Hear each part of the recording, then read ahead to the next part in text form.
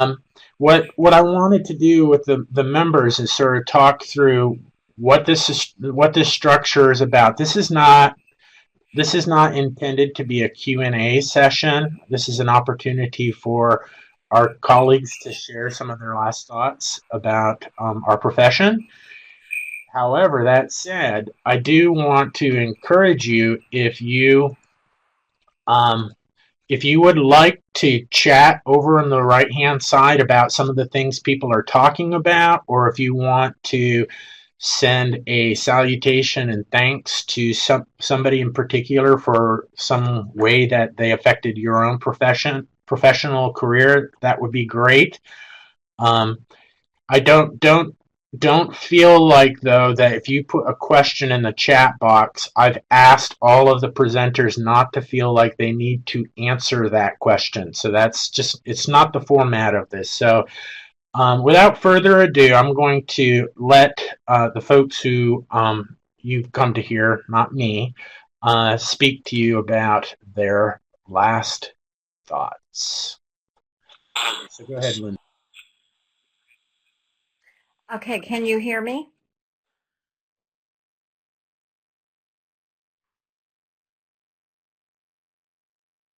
Can you hear me? Yes. Okay, all right. I prepared some notes here. I'm going to talk a little bit about how I got into government documents, GODORT, and then some thoughts about the future. Uh, I started uh, being a government docs librarian in 1974 without having taken a government docs course, but I knew I wanted to be in an academic library. Luckily for me, where I was hired, there hadn't been a docs librarian for about 6 months, so there was a backlog of shipments. And that's actually how I learned the depository system, by processing that material. I realized when I wrote that down, that did not meet the depository guidelines, but that was so long ago that I thought it was okay to mention it. I also learned through helping patrons.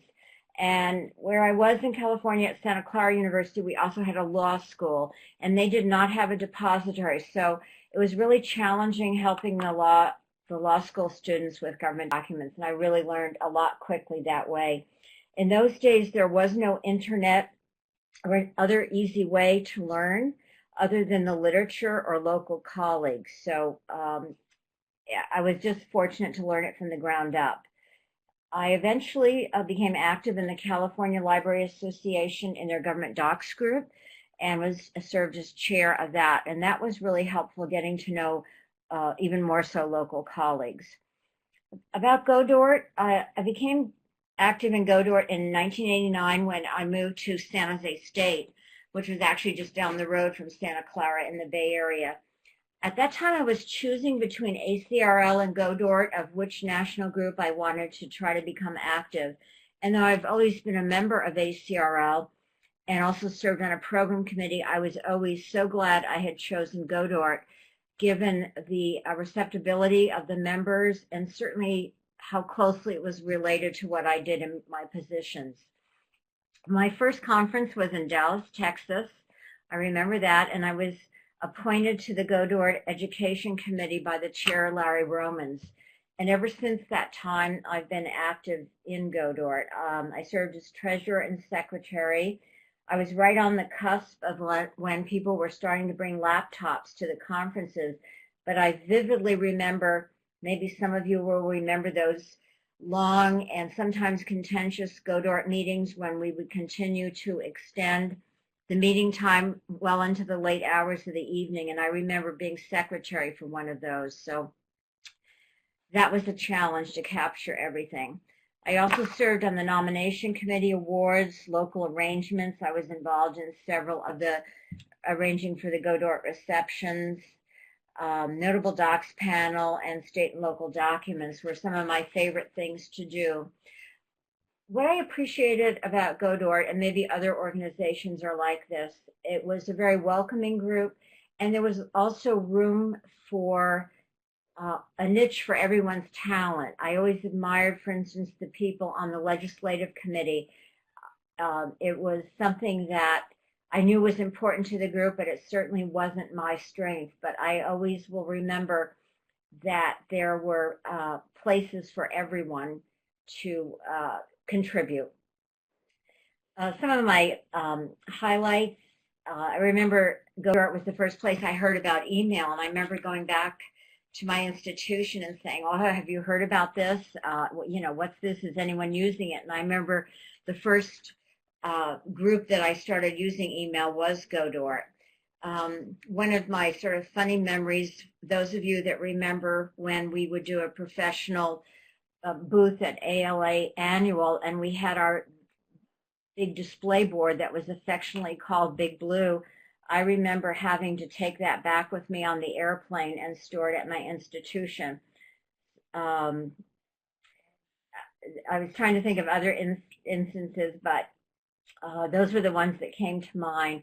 Again, it has been a privilege to work with an organization that's always been devoted to free access for information. Again, and they were very welcoming, and certainly GODORT did a lot of serious work, and there were a lot of serious meetings, but it was just a fun group to be around. The future, I think there'll always be a need for advocates for free access to government information, especially now weighed against increased need or felt need for privacy and secrecy. I think forever when I see stories on the news dealing with such issues, I'm going to know that GODORT, ALA, and other groups will be there. Just a really good example, this last Friday night, I was driving home from work, and on NPR, they talked about the congressional hearings on the CIA interrogation techniques or torture that have not been released since Congress is not subject to FOIA, Freedom of Information requests. And I thought, well, certainly there may be reasons at times why Congress should not be open to FOIA requests, but I also felt strongly in this case that those hearings should be made public. And I thought to myself, these will be issues that GODORT and ALA, among others, will take up for us. I just can say personally, I'm very happy to hand over. I view it as a baton, both within GODORT and within my library. But I have to say I would not mind rewinding the clock for about 5 years and be part of the future. I'm very excited about social media and the digital preservation of our collections, where we meet people best in that kind of area, what we save. I'm also an archivist at heart, so I'm very interested in not losing what I call our legacy collections. Those are the things that I think are exciting. I'm wondering how the electronic collection will be different from the tangible, how to manage it, and I think at some point it's not just the format, but I think how it's delivered and how the information is will actually affect the information itself. Shared depository agreements, things like that. I'm looking forward to hearing about.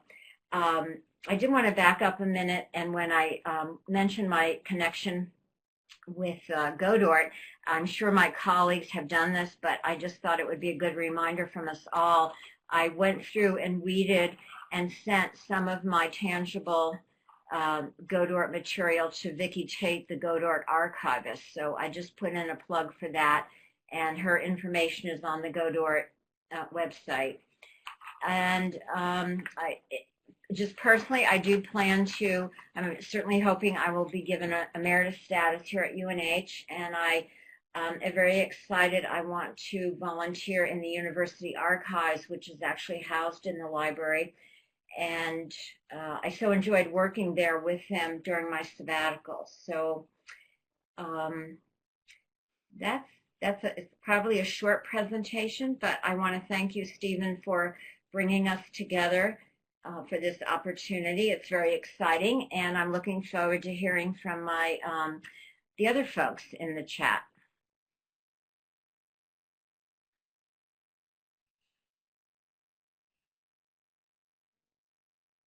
Okay, just move on to the next person. You're up, Stephanie. Okay, can you hear me now, everybody? Just one person at least say yes. Okay, great. As many of you know, I kind of think of myself as humorous, so I will have a slightly different approach to my little part of this, and it really will not be very long. So let's go forward with that. Now, I'm not sure if you can even see this because the type on my screen is really quite small. So what I'll probably do is just read it all, which is, of course, we don't.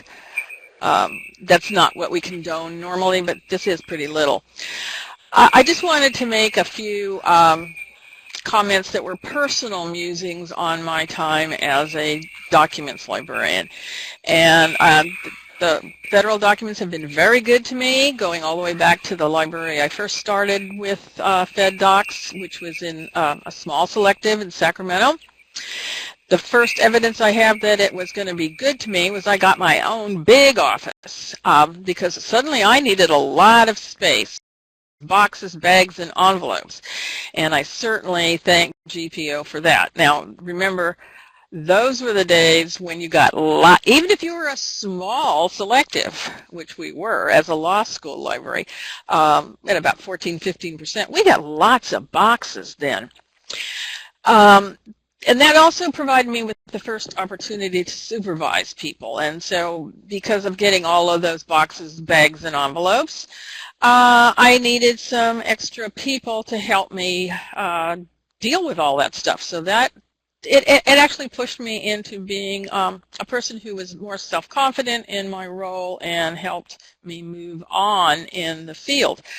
I love the fact that I had to learn the SUDOC classification.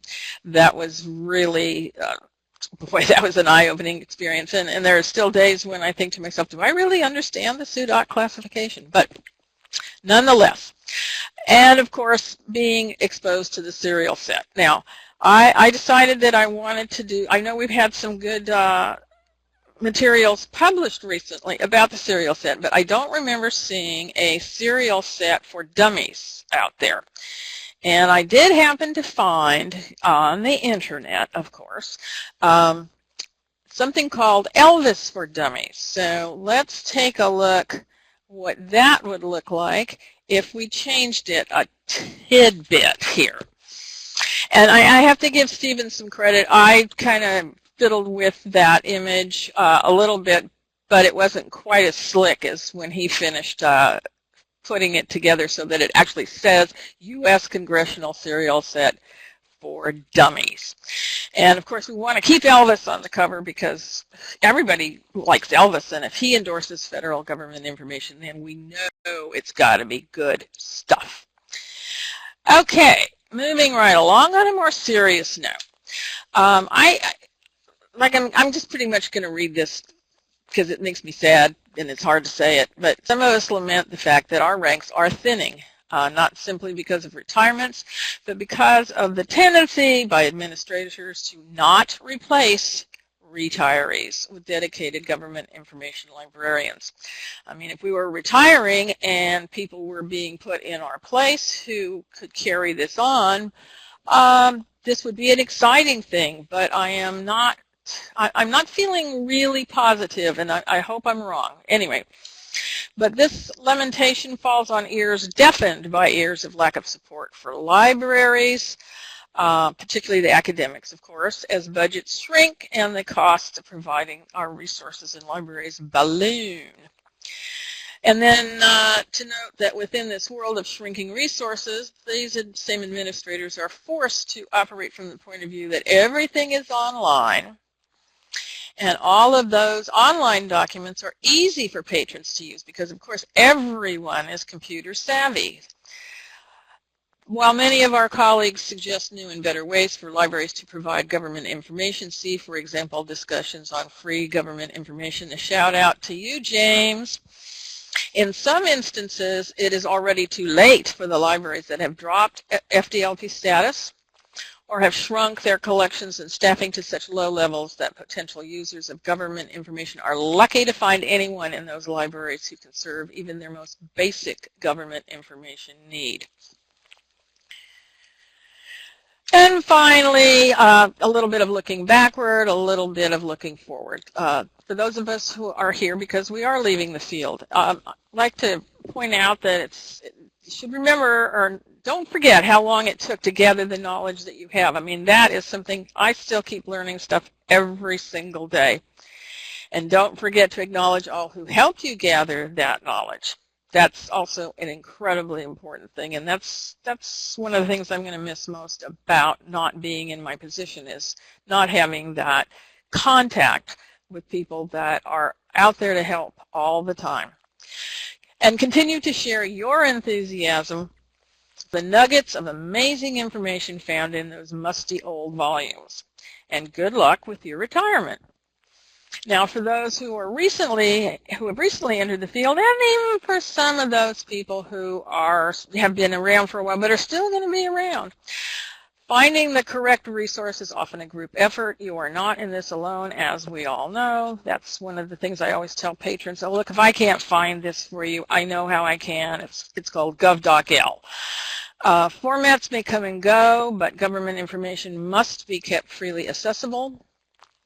Remember and honor the good old days, but keep moving into the future and gathering new knowledge, and good luck carrying on the cause. I believe it's now time for Lori Smith to take over. Thank you all.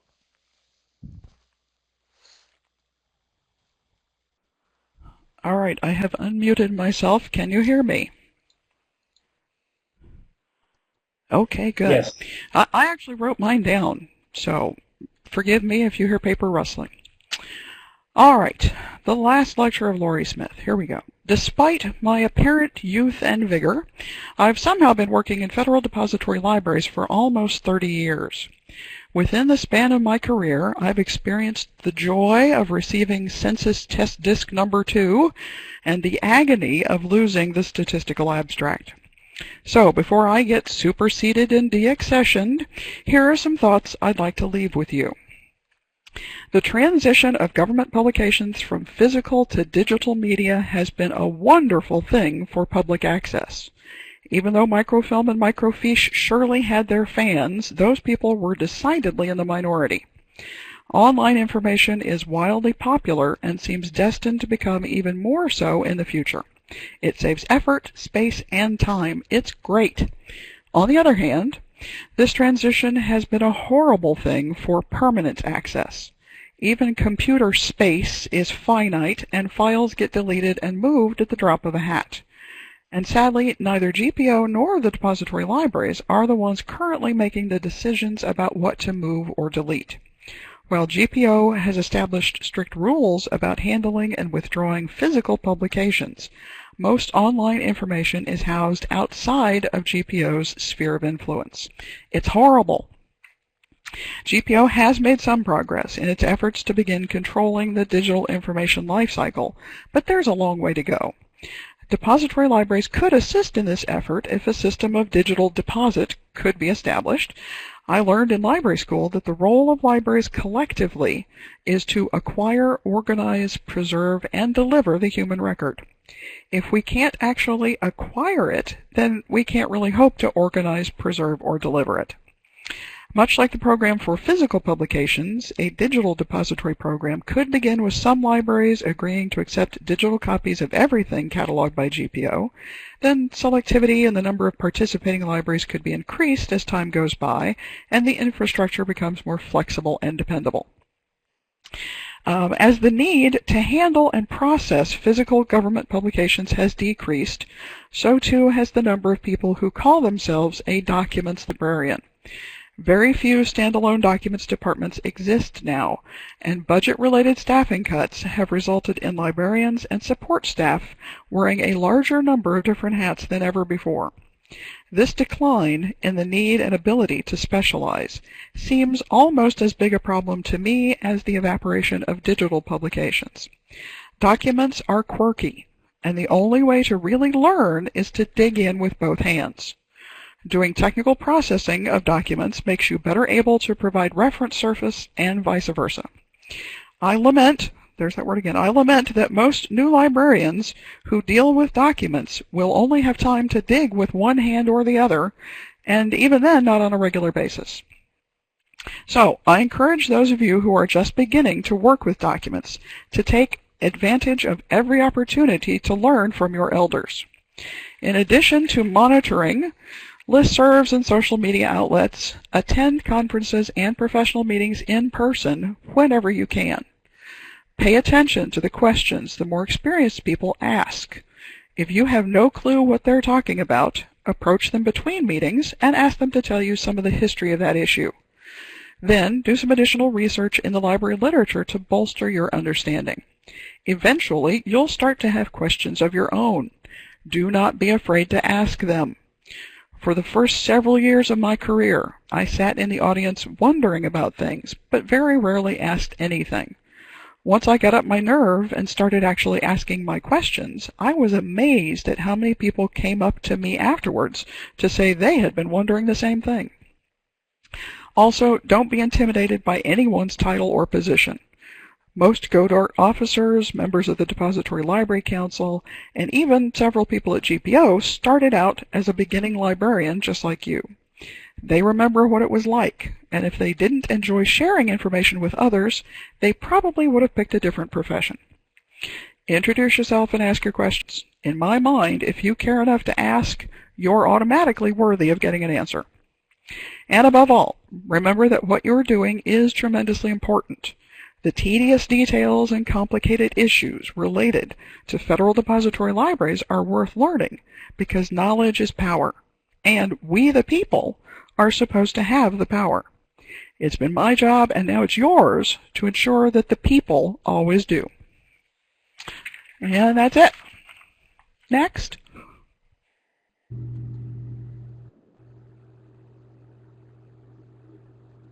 Hello, this is Linda Spiro. Can you hear me now? So the picture that you are seeing is from the lobby of the Hotel Libra in Havana on last New Year's Eve, and that's the same place where Fidel Castro had his picture made with his retinue right after he seized power. So you'll know what I plan to be doing after retiring at the end of the year, but just traveling, not inciting a revolution. Unlike most of the people on the fireside chat today, I'm a second career government information librarian. I was hired 10 years ago in January 2006 and attended ALA midwinter a few weeks after that. And I was able to jump right in and participate in GODORT, got on a committee right away. So I would really recommend that to new people to GODORT. When I saw the list of those retiring, my first thought was, these are the people who, when they talked, I listened, whether that was in a GODORT meeting or at the Depository Library Conference or online through gov.l or in webinars. And they are addressing the major issues involving government information, the free and convenient access and ensuring preservation. So I thought I would just concentrate on some ideas about GODORT. And in the interest of time, there are many, many things I like about GODORT, but I was just going to give you my top 5. So that's actually the next slide. My all-time favorite is gov.l. It's wonderful for instruction and communication. A new librarian just learns so much. But even if you've been involved in government information for a long time, there's always some esoteric subject that you put online and go to gov.l, and somebody will come back and help you. Also, the intelligent, knowledgeable, involved members who are so dedicated to free government information blow my mind, especially Bernadine Abbott-Hudusky, who's still leading the way. I also really like projects started by GODORT members. I know we all appreciate the Free Government Information blog and the training that we get through Help, I'm an Accidental Government Information Librarian, those webinars. I also like now GODORT's welcoming and mentoring initiatives, GODORT Buddies, and that information session that was held last year just explaining what all the parts of GODORT are. I know when I first started my first happy hour, I came and talked to a couple of people, then everybody was busy, so I didn't have anybody to talk with. So I found somebody who also didn't have. So I think it's so much nicer to have GODORT buddies go around and introduce people and then explain how the organization works. I'm also really happy about the changes we've seen this year about members' willingness to be flexible and change as we're seeing our reexamination of our structure. I do see on the next slide, too, that we do have some issues to still address. Communication tools, I think, are one of the primary ones. We've had wonderful communication tools this year because Stephen has access to them, but they seem to be dependent on the chair or our committee chairs having access to things that would enable us to have webinars or online meetings, and the online meetings are going to become more and more important. Also, the wiki, when I know I was several years ago when we moved to the wiki, we thought it would be a temporary solution to an unappealing website software, but we've had it for a long time, so it's good for collaboration, but it has its limitations regarding findability and capacity. So we'll have to see what other tool comes up for that. And ALA Connect has been somewhat good for committees, but I know it took a long time to get all committee members on ALA Connect, and people who are not ALA members don't have full access to it. Another issue I see is follow-through for committee projects for the long term. As committees turn over, that's the important things that need to be addressed. Sometimes it's hard to do that. But what I'd like to especially see that we don't lose, and that's the next slide, is the face-to-face meetings once a year.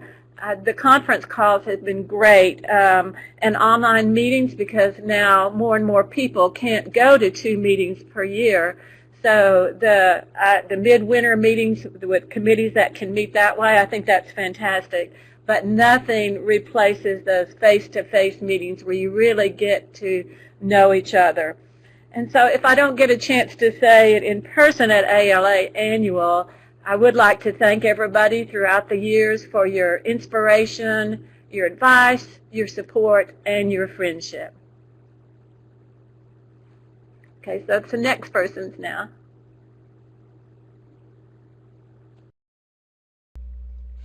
Thank you, Linda.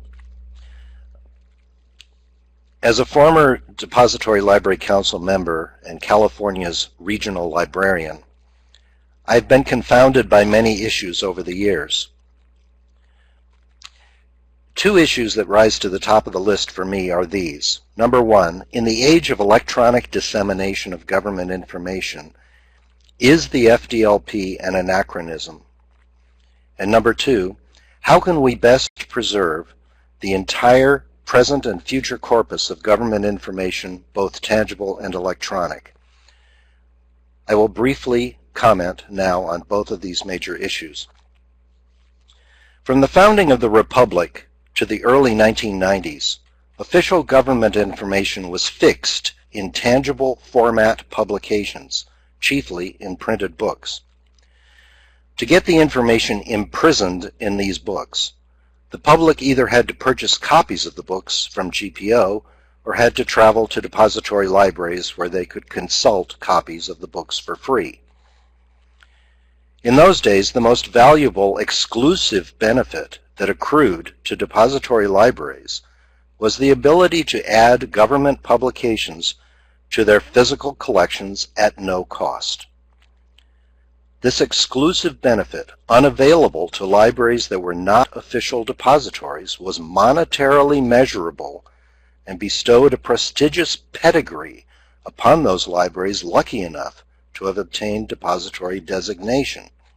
This in an age when the size of physical library collections was a measure of greatness and when physical collection building was deemed one of the primary purposes of most libraries. As we all know, starting in 1993, when Congress first mandated electronic dissemination. Almost all current government information is now available for free to all libraries, whether depository or not. This free and instantaneous access to government information that formerly cost libraries money has removed the most traditional exclusive benefit of being a depository. Because this exclusive benefit has not been substantively replaced, library administrators are increasingly questioning the need to remain depositories. For those depositories who remain in the program, they often retain their depository status for a negative reason, not a positive one.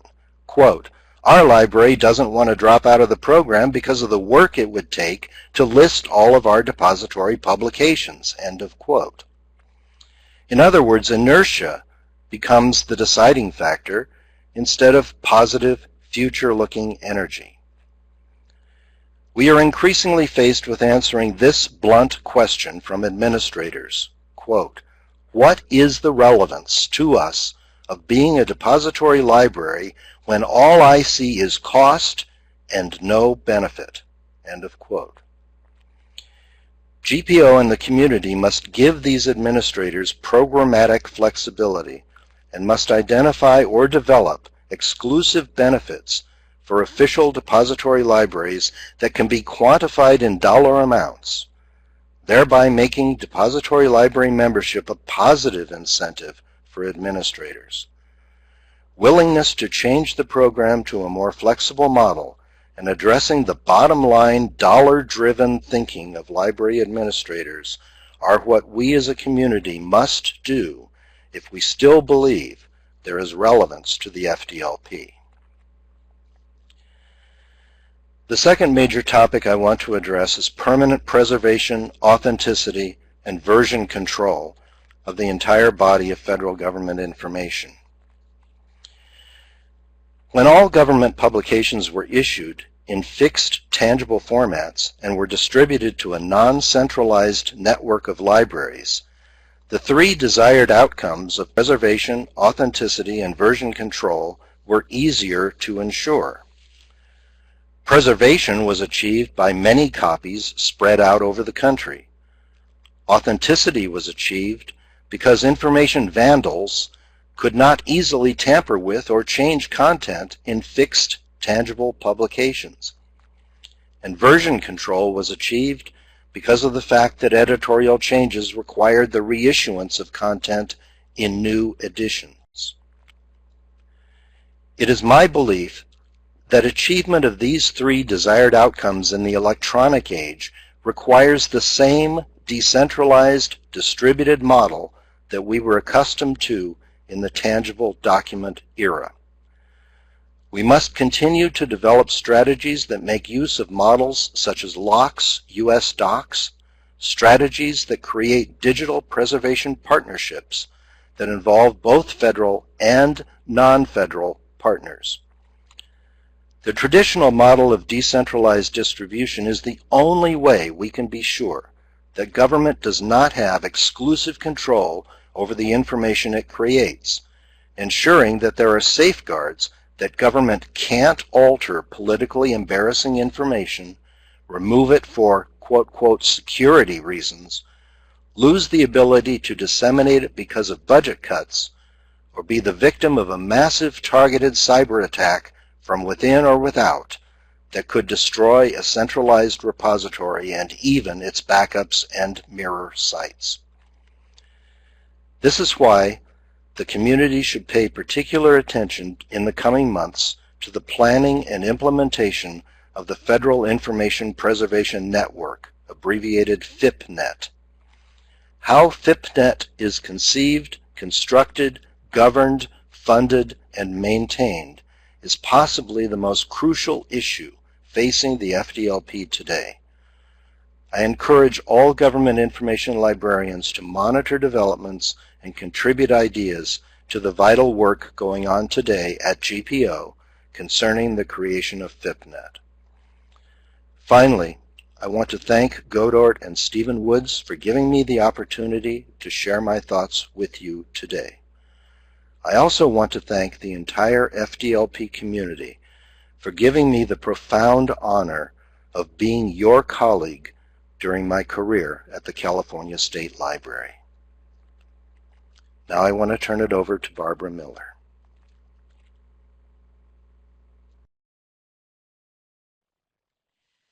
This is Barbara. Can you hear me? I'm going to wait to get some yeses here. Yes. Okay, good. I decided to do this a little bit differently. I really appreciate all the advice from my colleagues. I have quotable GODORT advice here, and I'm basing my information that I want to give you on the fact that when I started really working full-time in documents, it was early 90s and we were getting into the electronic era. And as we progressed, we discovered that with the internet, more and more libraries were becoming sort of virtual depositories on their own. And this created a much wider network of people that worked with government information. We also discovered there were other parts of ALA that were interested in government information and other parts of the library field. So I'm going to base my discussion on that. And here's my first quote, who's on first, which all of us oldies remember, the comedy routine. It's important to know your colleagues in GODORT, but it's also important to know that there are, in this age, there are a lot of other players in government information. We are much more aware of the publishers, particularly online publishers, authors, ALA council members, and here's the ALA players, the FDLP group as a whole, which a lot of GODORT people are part of FDLP, the Government Publishing Office, ACRL, etc., and then also these other groups that are working with government information, particularly the Joint Committee on Printing, HathiTrust, Trail, LOCKS, which I didn't put on here, etc., and all of the libraries that have partnerships with the Government Publishing Office. Keeping government information out there in public access is more important than just GODORT, just ALA, just the FDLP. So I think it's important that we all work together. I've always liked this phrase, keep your friends close and your enemies closer. And when I was chair of GODORT, I published a couple articles in DTTP on this. And by the way, I'd like to mention DTTP. I think they're doing an excellent job of keeping members informed on what's important in government information. Wisdom is achieved by pondering different points of view. So we spend a lot of time in GODORT, and one of the things we've been trying to do the last year or so is see if we need to reduce the number of committees, etc., to give people a little bit more free time. And one of the things they can do with a little bit more free time is they can go into other parts of ALA and see what other parts of ALA are interested in government information. In the past, we've had some problems with some of the other units of ALA, parts of the Committee on Legislation, etc. And it's really important to not just say every time we go and talk to these people, you know, they're the enemy. You need to really work with these people and find out what is their interest in government information. What are they trying to get out of it? I think too often we tend to think of only the FDLP and what we can do to work, but we're not the only people that are interested in getting government information out there anymore. I think attending DLC is important. You run into other people working with government information, other federal depositories who are not necessarily part of GODORT, who can't get to ALA. So it's important to get their information also. And although it's important to network at meetings, network at GODORT meetings with people that you don't get along with. This is my main focus. Because you're going to find out what makes them tick and why it's so important to them, and sometimes that can inform on your opinions. This is another one of my favorites. It's really important to not spend time grumbling about people who are impossible to work with or who disagree. Take time to learn about their reasons and what is important to them, what their background is, why they feel that way. Compromise is better than getting your way or blocking forward movement. There are so many people involved in government information now that it's important, and it's important for big ALA also, to get something moving forward so that the organization, including GODORT, can work towards a solution. This is my favorite quote of all times because we've all been there with committee meetings. If Moses had been a committee, the Israelites would still be in Egypt. Take a deep breath before you enter that committee room. Think about the purpose of the committee and who are going to be affected by the decisions of this committee. This could be a GODORT committee with people sort of crossing enemy lines who have different opinions on how to move forward, or it can be an ALA committee, or it can be a larger committee. There are ACRL and ARL and PLA groups that are interested in government information. So it's important to leave your grudges and your opinions and baggage at home. I don't like this person, I can't work with them, etc. Think what GODORT can best offer to the mix at the table. I think that GODORT works so closely with the Government Publishing Office that if we don't have anybody there from the GPO, we can provide ideas or say what they're working on. I think we also work closer with government agencies than a lot of other groups do. We can pass this information on, and this is very important. And here's another one of my favorite quotes. I like to mention Larry Roman since we're talking about favorite people at ALA. Present your information and then listen to the other points of view. A lot of times we're not listening to the other person because we're preparing what we're going to say next. And remember Mr. Spock, the needs of the many outweigh the needs of the one. Larry turned to me in many meetings when I was trying to get another point across, and he'd say, hey, we lost this point, just let it go and we'll move on. And he'd get frustrated, but he wouldn't get angry. He'd just work around it. And I think that grudges don't have places in committee meetings. So keep your sense of humor. And this is keep the home fires burning, is mentor new GODORT members. We talked about that previously. Everybody has mentioned that earlier. Don't just infuse your ideas, but give them different points of view on an issue if they ask about it. Remember to say that some people feel this is more important and some people feel this is more important. Give them names to consult for information on topics, but encourage them to listen to all the players and work towards solutions. Tell them that their opinions are important. We tend to foster critical thinking when we're teaching classes. Get them to learn how to use their critical thinking skills for government information. And remember that this is a new friend who's also committed to free government information, and let them know how friendly GODORT members are and how, as Lori suggested, they're willing to answer questions. And I hope that this advice is helpful to everybody, and I appreciate working with you all of these years. Thank you very much.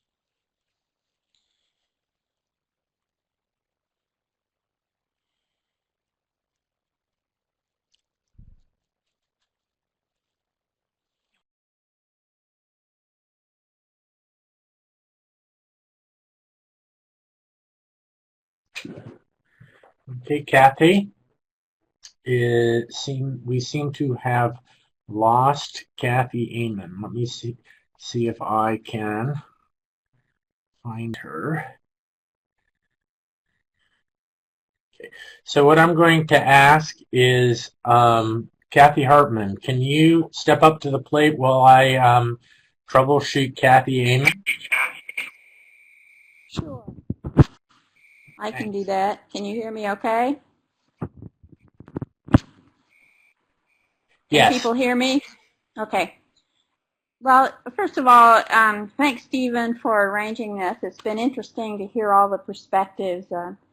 I started as a GovDocs librarian in 1991, sort of a second career for me, and entering the community at that particular time was, I think, really an important point about that shaped my career. Basically, the World Wide Web came on board very shortly after that, And we began to see this huge change in the way government agencies were publishing. Working with the GODORT groups has just been fabulous. This has been, this group of people who are so passionate about open government was just one of the best experiences of my career, is working with those government publication specialists across the country. I guess one of the things that I keep coming back to throughout my career is this idea that born digital, never printed, government information is the most at-risk material as far as capturing, preserving it, and keeping it available. The printed material was still distributed, or was distributed, variety, hundreds actually of depository libraries, or at least dozens in the case of the regionals. But the electronic is a completely different world. And so I tried to focus my energy there for much of my career, beginning with the Cyber Cemetery in 1997, where University of North Texas began capturing websites of defunct agencies, commissions, etc. And we were keeping them available online, and still do, for anyone who would like to access that information in web archives. But that also then got me interested in a much kind of broader picture of web archiving. And what does that mean? And I think to help us move forward in that area, UNT joined the International Internet Preservation Consortium in 2008. And began to look at a much broader picture of how do we capture U.S. government information. And it was through participation in the IIPC that we formed our first partnership to do an end-of-presidential term capture. And that was in 2008, and the end of the Bush term, and we knew a new president was going to be elected. We didn't know for sure who that might be. But the Internet Archive, the California Digital Library, Library of Congress, and us decided that we were going to capture as much as we could of the U.S. government web presence as that change happened. So we began capturing in the summer of 2008 and continued capturing even after the new president was in place. And what we hope to do is to trace the changes in access to government information over that major transition from a new president, new initiatives in the federal agencies, etc. That capture was about a 15 terabyte capture. We have struggled with sharing that content, working with Internet Archive, the California Digital Library, and the Library of Congress. We did three of those participants, namely UNT, the Library of Congress, and the Internet Archive, took a full copy. So there are only 3 copies of that full capture out there. We do have, replication of ours, and the others do as well. But still, we're talking very few copies as opposed to what was distributed in the print world.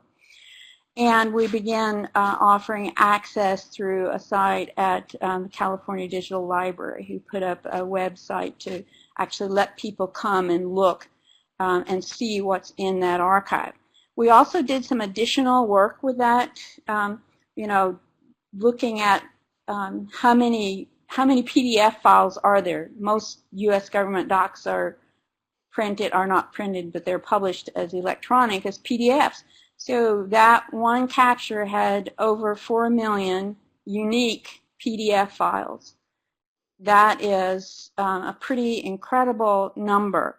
And providing access to that kind of content in that quantity, how does one deal with metadata for it? How does one get access to it? How does one let researchers who want to do major data analysis, how do we give them access to that kind of quantity for that type of research?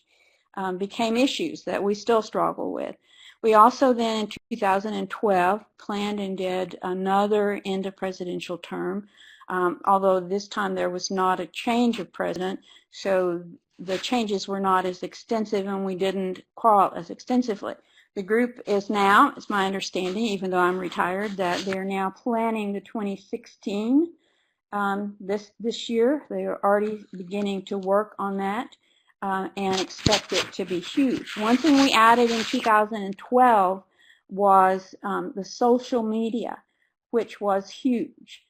How do we actually find out where government agencies are putting content that's, you can no longer count on it being .gov, .mil, it's an .edu, .org, .com, it's out on the social media sites like Facebook and YouTube and others. So it becomes harder and harder to focus on how we can capture the relevant content from government agencies. And we've had some help from government information classes at universities, which has been just great to help nominate URLs for the crawls. So, as we think to the future, one of the things I think that I want to be sure that people begin to think about is what is the most at-risk content, and this is something that I have thought for 15 years now, and that is that the born digital publications that are never printed are the most at risk of loss. They are the ones that have fewer copies out there. They're the ones that are easier to just delete and go away. And how we focus on capturing that content, making it accessible, and preserving it is going to be something that I hope this GODORT community will become strongly involved with. And we need multiple processes, multiple ways. We don't know for the future what are going to be the most successful ways of preserving the digital content. So having multiple ways of preserving it is always good. We have one approach. LocksDocs has a different approach. That's good. That's a good thing. So the community support, though, is needed. We need funding for research. Write letters. If you know of someone who's trying to apply for IMLS funding to get dollars to support research related to access and preservation of this content, then support it through your letters. Maybe even talk with the people who are preserving it. How can we help with providing metadata? What are the ways that we as a community can be involved for supporting this whole world of web archiving and capturing content from the web?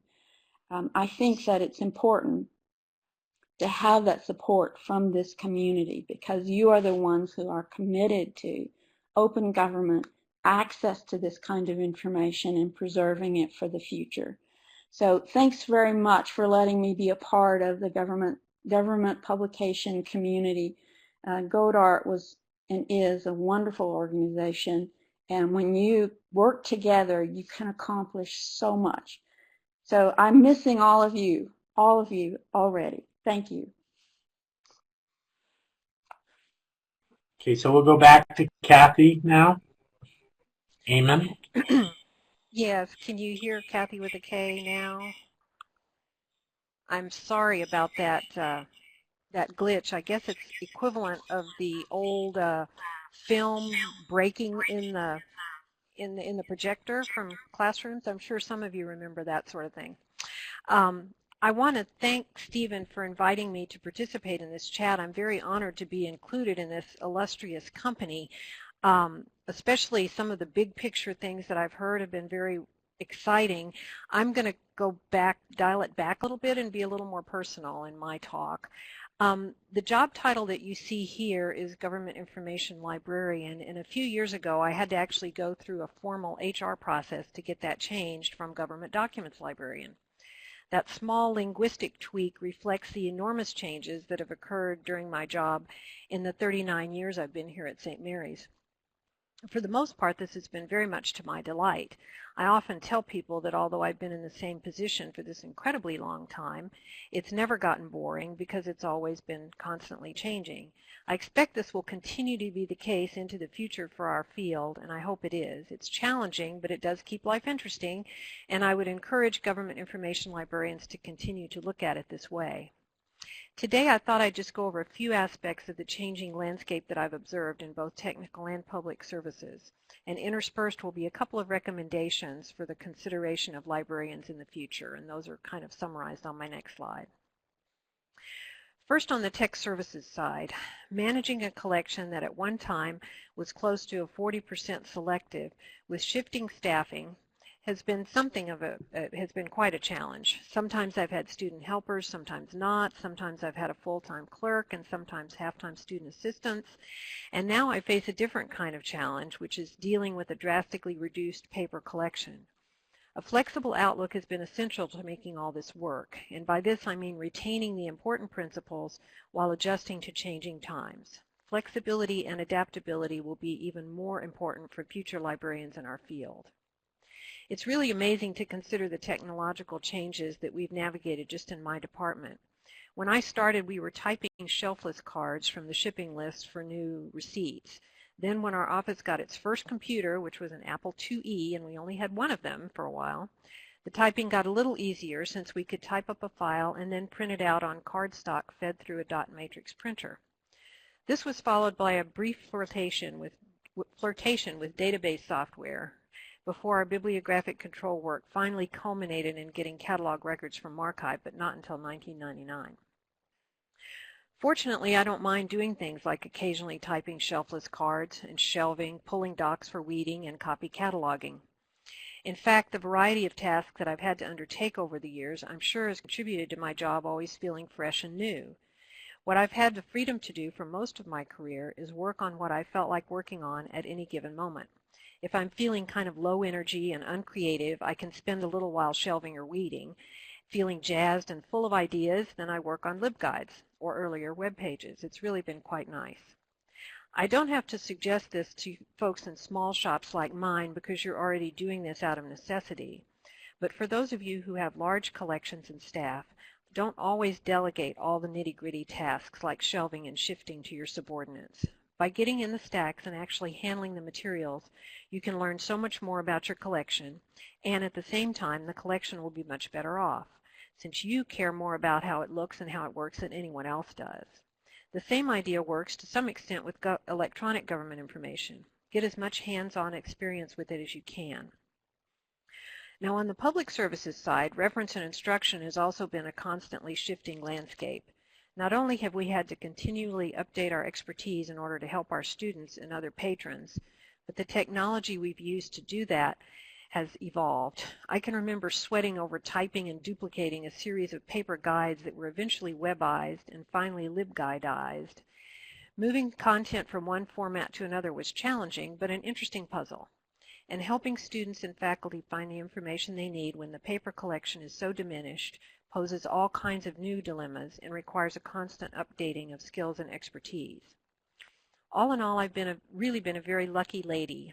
The fact that I have always been considered full-time faculty made it possible for me to have an experience that was in many ways a highlight of my professional and personal life, teaching with our study abroad program. This allowed me to spend 3.5 months living in London on the university's dime in 2008, and I can't imagine a more wonderful career capstone. It's also allowed me to attend numerous Federal Depository Library conferences, and this leads to another recommendation. By all means, take advantage of the networking opportunities that being a docs librarian offers. Of course, there's gov.l whenever you need a quick answer to a thorny question. Webinars are so rich with information, and the technology for them has gotten so good, except when you lose internet connection, of course. But you really can't beat the face-to-face annual meetings if you can possibly manage it.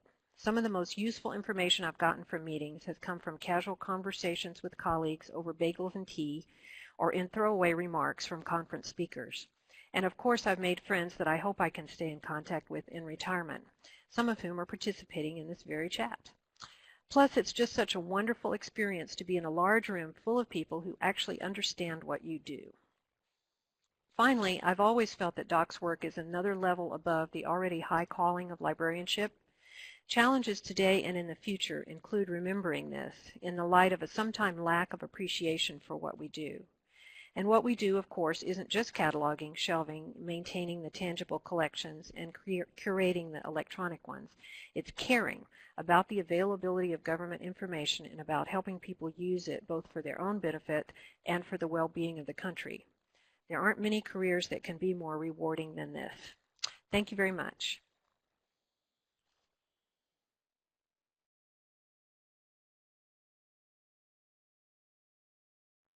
Mary Alice, you're up.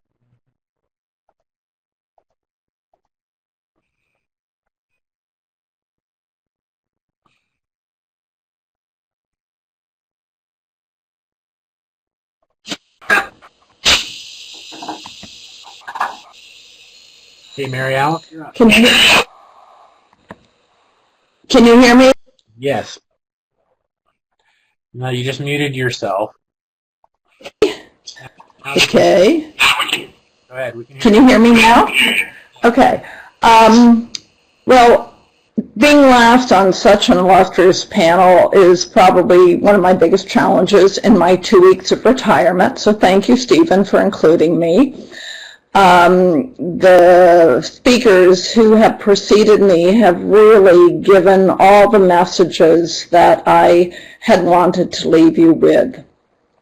And as I look down the list of attendees, I see so many of you who have been on Depository Library Council, who are currently or will soon be on Depository Library Council, and really who have had such a big impact on my life as a government documents librarian. So I want to show my gratitude for a few minutes to GODORT, because it is through my involvement with GODORT really that I was given the skills allowing me to follow a very rewarding career. I'd briefly like to touch on just 3 points in my 5 minutes, Steve, so I'm guessing we can go over a little bit. And the first is the importance of mentoring to encourage those new to the profession. And as I look down the list, not all the names are as familiar as some, so I suspect that we have a lot of new coordinators today. I certainly hope so. But I want you to think, all of us, about who our mentors were and how important they were in our professional growth.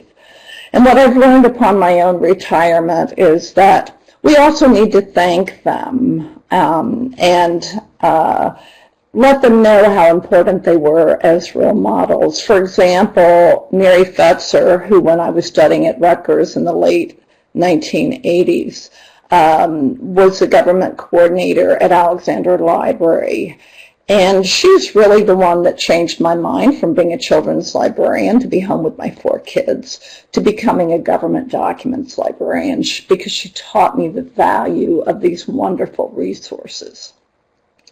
I joined GODORT in 1991, and I was taught by luminaries within our profession, who many of you remember: Ridley Kessler, Steve Hayes, still at Notre Dame, Dan Barkley, recently retired, Gary Cornwell. And I'm so glad that Larry Miller's Larry's name has been mentioned, because I think Larry Romans had a huge impact on GODORT, and certainly in the last couple of years as a member of the Depository Library Council before his untimely death. So GODORT really was a bridge that allowed me to move on in my career, and I really thank all my mentors within GODORT, because they taught me what new writing skills. Remember, how do you write an ALA resolution? They gave me confidence in myself and what I was doing as I continued to grow professionally. And within GODORT, you have, and others have spoken already, so many wonderful leadership opportunities. So I found being an ALA GODORT member beginning in 1991, and I continue today, has really given me the leadership and confidence that I needed to move on. The second thing I'd like to mention, and that has been touched upon briefly by several other speakers, and that's the importance of advocacy. I truly believe that advocacy should be part of every library school curriculum. We need to train our librarians how important it is for them to be able to articulate the value of what they do. We've also already talked about the need to do this with directors and deans of our libraries and with our peers as well. But we also have to get involved in the legislative process, either at the national, state, or the local level. Every voice counts, and we're all in this together. And when we do that and we agree, we can indeed move mountains. Just for a couple examples, the enactment of GPO Access Act. In the mid-1990s, 96 and 98, many of us were involved in congressional efforts to revise Title 44, albeit unsuccessfully, but we can't give that up. AARL had a huge role in the development of what is now the Uniform Legal Material Act, adapted in 13 states to address concerns about authentication and preservation of online state primary legal information. And I want to remind you, and Cathy and others have talked about the end of term crawl and how important that is. But I just want to remind you that we all know we're in a presidential campaign, but there will be a new administration in January. There will be transition teams named by whoever is to be our next president, as President-elect Obama did in December 2008. And it's very important that ALA and GODORT and the other associations take advantage of that opportunity to put our issues on the forefront for the next administration. And thirdly, and so much has already been said about the need to be able to preserve all federal government information. And really, thanks to the support of so many of you, GPO, I think, has made some real progress in the last couple of years. We needed a strategic plan. You helped us develop the National Plan for Access to U.S. Government Information, and that's more than any one entity can do in terms of preserving the entire corpus. We need our partners, and I think that especially is where the Federal Information Preservation Network, dubbed FIPNet, comes in. We as a community have talked about the need for preserving digital content since the Clinton administration urged agencies to go electronic and all electronic. And no one entity, not GPO or the Library of Congress, even UNT, can do it together. We need your libraries to help us, and that's where I always say it takes a village. And I'm really been retired for all of 2 weeks. I'm still trying to adjust to this new life, and while I miss my colleagues at GPO, I'm keeping in touch with them and certainly want to keep in touch with all of you, because I think that now that I'm no longer subject to the Hatch Act, for example, I can contact my own members of Congress and educate them about GPO and the Federal Depository Library Program and the importance of preservation. So thank you, Stephen, for inviting me, and thanks to all my co-presenters. I really enjoyed listening to each of you as you talked about your own challenges and development, and we all showed our gratitude to the Government Documents Roundtable. Thank you.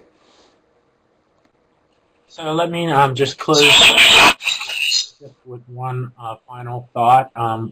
We do want to express our appreciation to our colleagues for a job well done.